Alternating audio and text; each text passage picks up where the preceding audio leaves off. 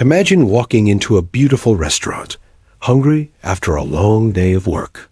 You smile, hoping to be treated kindly, but instead, every eye turns to you, judging, mocking, whispering. Now imagine being asked to leave, not because you did anything wrong, but simply because of the clothes you wear, or the way you look. This is what happened to Ethan Miller. No one knew he was a millionaire, a man who had quietly built schools, hospitals, and shelters for the poor. That day, dressed like an ordinary worker, he was laughed at, insulted, and pushed away. But what happened next changed everything. A janitor, an old man with tired hands and a clean heart, stood up for him when no one else dared to. And in that moment, the world turned upside down.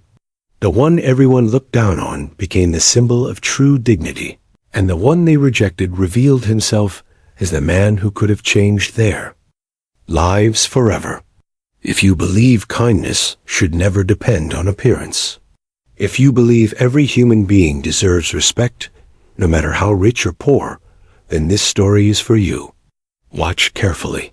Feel every word. Because today's story will remind you that sometimes the richest people wear the simplest clothes and the poorest hearts hide behind expensive suits. Before we begin, please subscribe like and share this video. Leave a comment below with one word. Respect. Let's fill this world with more compassion and less judgment. Together, we can remind everyone that true wealth is not counted in money, but in kindness, the day of humiliation. It was a bright morning in the city center.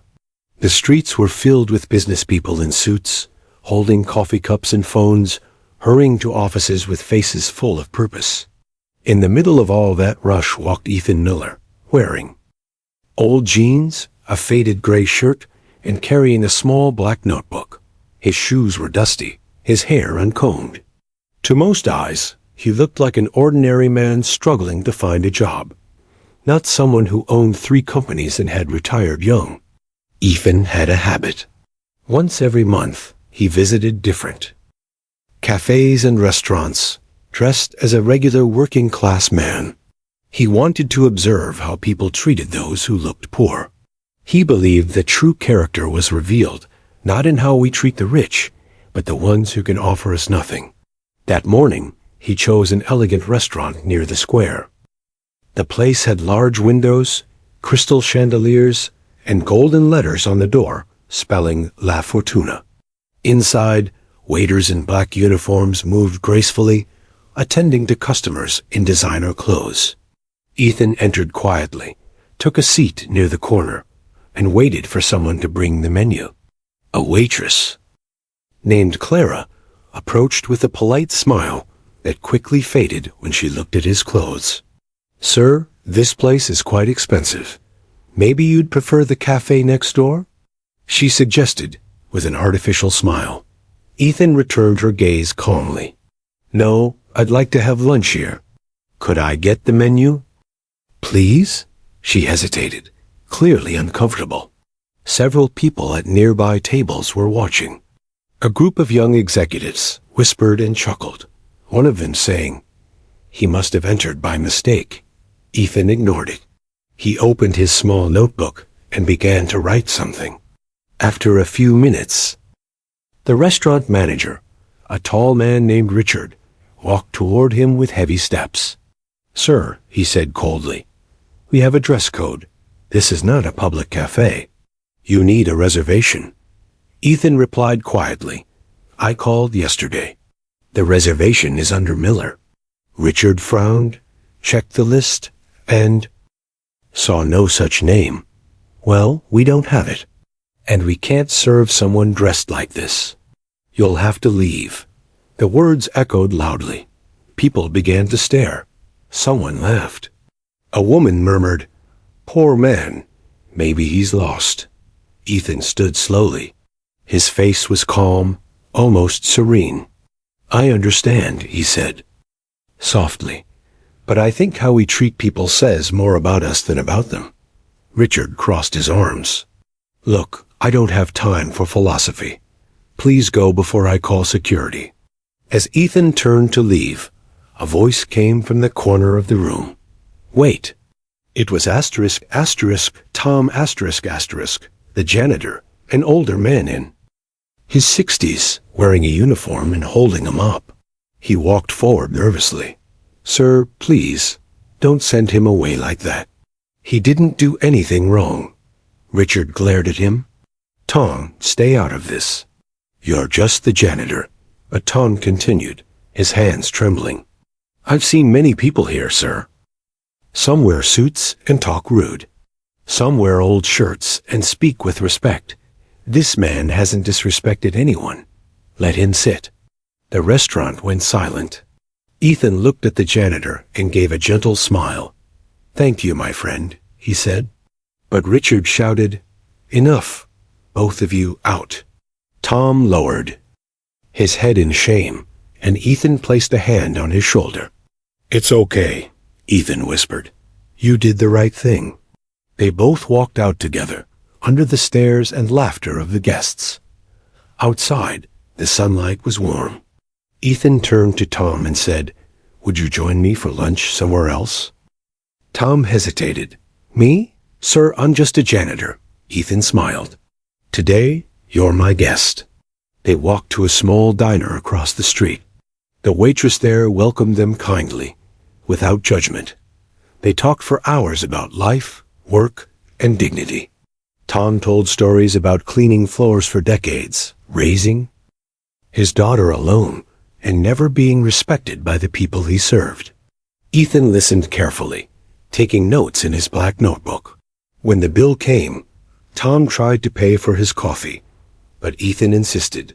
No, my friend. This one's on me. He placed a gold card on the table. The waitress looked surprised. Mr. Miller, the same as last time? She asked. Tom froze. You come here often? Ethan nodded. Yes, it's my favorite place. They know how to treat people here. Tom stared in disbelief. Mr. Miller? You mean you're that Mr. Miller? The one who owns the Miller Foundation? Ethan smiled modestly. Yes. But I never tell people that.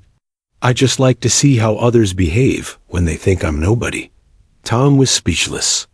Ethan looked at him kindly. You defended a stranger when no one else did. That tells me everything I need to know about your heart. Tom's eyes filled with tears. I only did what was right, he whispered. Ethan replied, That's exactly what makes you rare. Outside, Ethan wrote one more sentence in his notebook. Kindness is the highest currency. It never loses value. He then looked at Tom and said, Tomorrow, meet me here again. I have something for you. Tom didn't understand, but he agreed. He walked back to his job with a heart full of something he hadn't felt in years. Hope. A revelation. The next morning, Tom woke up earlier than usual. He could hardly sleep. The words of the strange man, the millionaire, echoed in his mind. He kept wondering why someone so wealthy would dress like a worker, and why he wanted to meet again. He put on his cleanest uniform and took a long bus ride back to the diner. When he arrived, Ethan was already there, sitting by the same window, reading the newspaper with a calm smile. Good morning, Tom, Ethan greeted warmly. I'm glad you came, Tom replied nervously. I almost didn't, sir. I thought maybe it was just a dream. Ethan chuckled. Some dreams are meant to wake us up, my friend. They ordered breakfast, coffee, eggs, and toast, and talked again. Ethan asked about Tom's family. Tom explained how his daughter was studying nursing, but he struggled to pay her tuition. She works part-time at night, but still, it's hard, he said softly. Ethan nodded, listening with real attention. You've done more than most men would, he said. You've given her values. That's something money can't buy. After breakfast, Ethan stood up and said, "Come with me. I want to show you something." They walked together through the busy streets until they reached a tall glass building downtown. The sign above the entrance read, **** Miller Foundation ****. Tom stopped walking. "Wait, this is yours?" Ethan nodded. "Yes, this is where we help underprivileged students and families. The people we support are just like you once were, hard-working but unseen." Tom's eyes widened. "I clean the floors across the street from here," he murmured. Ethan smiled. "Then you've been closer to hope than you thought." They entered the building. Inside, employees greeted Ethan with respect, addressing him as Mr. Miller. Tom followed quietly, feeling completely out of place. His hands were shaking. In the conference room, Ethan asked everyone to gather. When they were all present, he said, "I want you to meet someone important. This is Tom, a man who reminded me yesterday what dignity truly means." The employees looked at each other, surprised. Tom tried to speak, but couldn't. Ethan continued, "Yesterday, at a restaurant, he defended me when others mocked and humiliated me. He had nothing to gain, only courage and heart. That is the kind of person our foundation was, created to honor." He turned to Tom. "From today, you're no longer a janitor. You're our new **** human dignity officer ****. Your job will be to visit the institutions we help and make sure people are treated with respect." Tom froze. He thought he had misheard. "Sir, I can't accept this. I don't even know how to use a computer properly." Ethan smiled. "You'll learn.